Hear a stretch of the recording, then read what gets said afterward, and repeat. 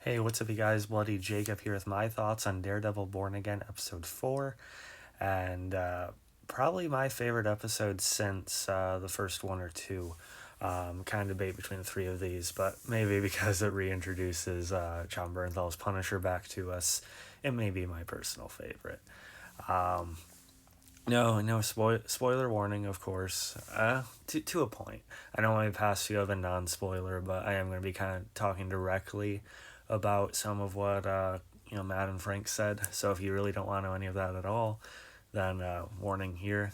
But obviously the scene with Matt going to talk to Frank was the highlight of the episode. Of course, tracking him down with seeing the tattoos on some of the goons and everything, and they're starting to go in that direction of addressing people that misuse the Punisher's symbol and logo, just like in real life with a lot of corrupt and shitty people. So I'm glad they're actually going for that. Of course, Matt knows full well that's not really Frank's style. He would not really be involved with that. And that's not really fully why he's going to him. They do another really great dialogue-driven scene between Matt and Frank that really reminds you of Daredevil Season 2.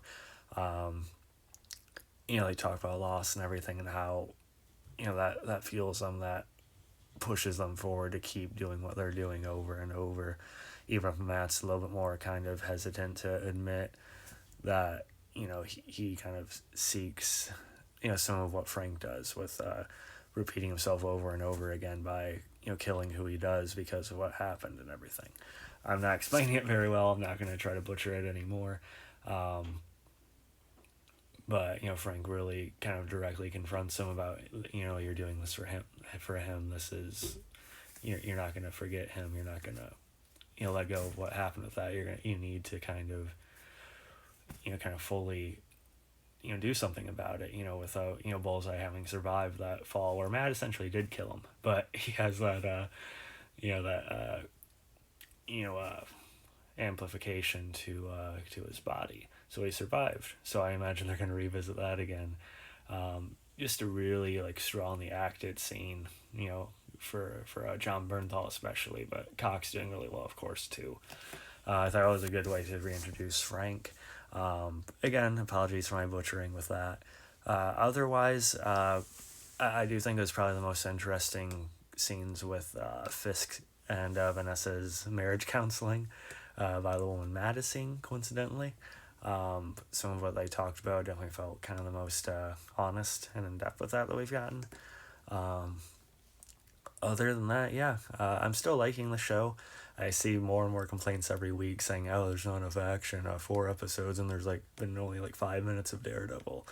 We need action. This is an action show." It's like some people are acting like the Netflix series just had a excuse for just random action every 5 minutes. The show, both versions of the show have always been character driven, and I think it's just following the same template. And it's always been centered on character, before anything. I do think they'll probably pick it up. Keep in mind that this was an 18 episode season initially. They broke it up into season 1 being 9 episodes and season 2 being 9 episodes. Season 2 coming next year.